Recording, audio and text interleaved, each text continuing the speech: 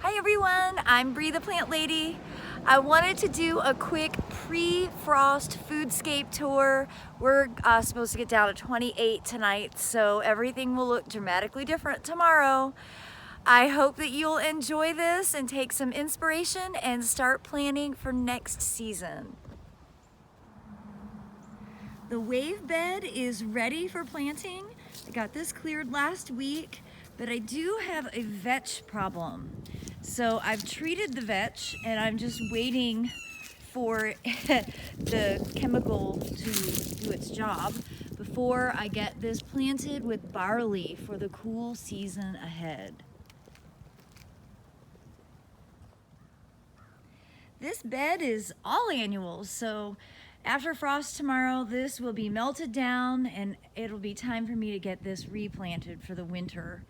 I have a lot of seeds to collect today, including castor beans, and I'm really excited to get all of this replanted with cool season crops. I do have a ton of peppers still to harvest, and I have a lot of canning to do. So that'll be something that will keep me occupied on these cold upcoming nights. I did get this little corner replanted last week, and I wanted to show you that is a clump of barley that is starting to germinate. You see how the soil is raised, it almost looks like a molehill, and that is from the barley germinating. So a lot of the cool season things that I like to grow include mustard, broccoli, cauliflower, violas, different grains, and of course different greens that I grow directly from seed by planting in these beds. And garlic as an edge, you're gonna see that everywhere. I've been getting garlic planted for a while. And here is an example of two animal resistant plants put together. That is potatoes and garlic planted along this border to act as an edge of protection against the deer and rabbits and groundhogs going into the bed and eating everything else. There's not much going on the north side of the house. The great thing is this area is really low maintenance, and that's been the goal.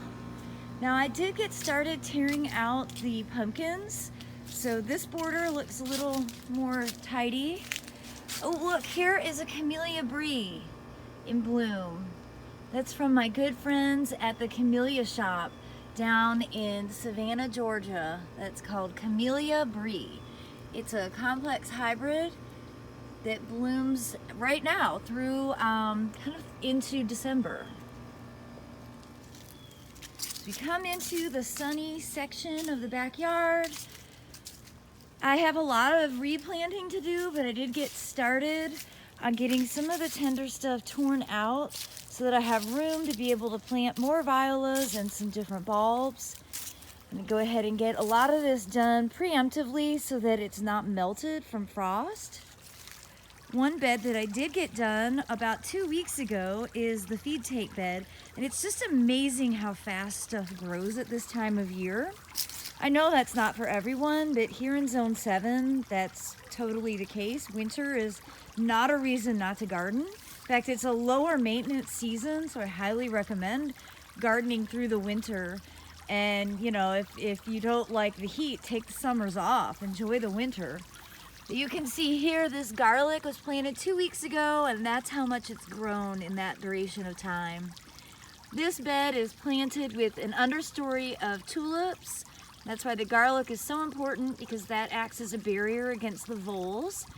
And then I have yellow violas and curly parsley planted throughout with an edge of Ms. America mustard. And this is gonna grow through the whole winter and look really awesome into spring.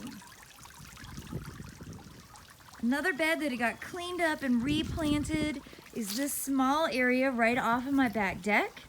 This got planted with a mix of barley clumps and poppies and violas, thumbed in garlic along the edge, and I think it's gonna look really nice. And here on the other side is a bed that I need to go ahead and clean up for the season.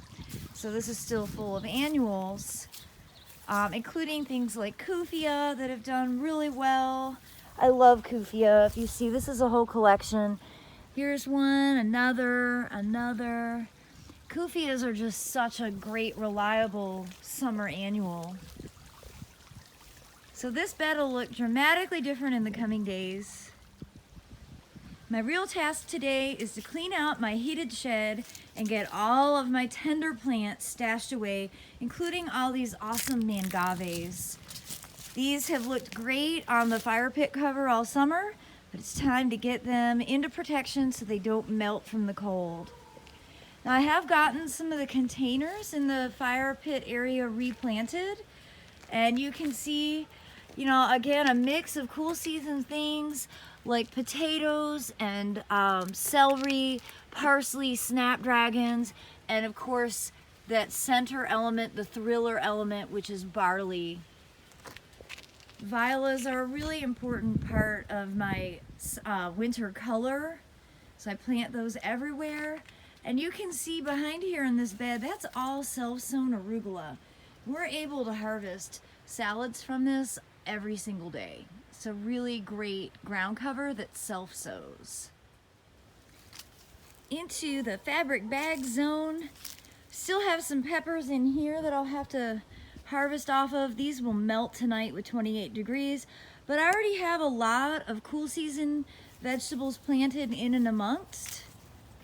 See, my greenhouse is staged and ready for things to be transplanted. And this side as well, I've already been harvesting a lot of broccoli, and I've planted another round in these root pouches that are filled with soil cube. That's a broccoli that's really ready to be harvested. Delicious. I did get this area cleaned up and reseeded with poppies and larkspur and bachelor buttons, so it should look great in the spring. As well as this area here, got it all cleaned up.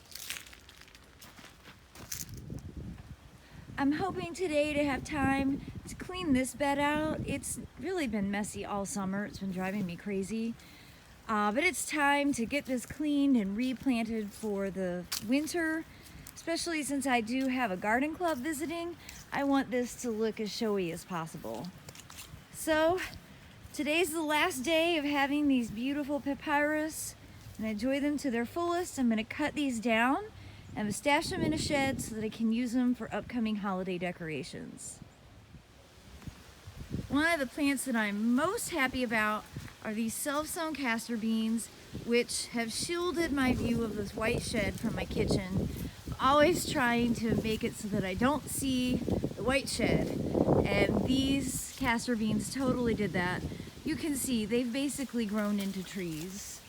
Look at the caliper on these stalks. That has grown since May. Lots of seed up there that I'll harvest, but it'll also self-sow. That's one of the things that I love about castor beans. They're really easy to edit, but I do love that they plant themselves. And this dark burgundy leaf is so incredible. This fence border has been on my list to clean out for several weeks, and I'm hoping that I will have time this weekend to get it cleaned. Basically what I'll do is collect some of the leftover seed from these clumps of sorghum, and then we will come in with a lawnmower, mow everything down, and then get it reseeded with poppies and larkspur for the winter season. I'm hoping that this south border won't get totally nipped down tonight because this is kind of a heat sink. And then I'll have one area that still looks kind of lush and summery for the garden tour tomorrow. But who knows? 28 degrees, likely all of this will get nipped back.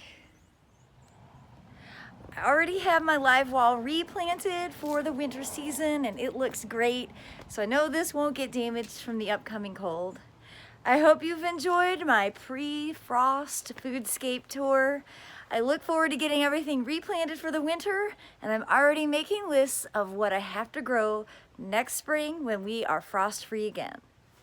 Thanks for watching. Have a great day.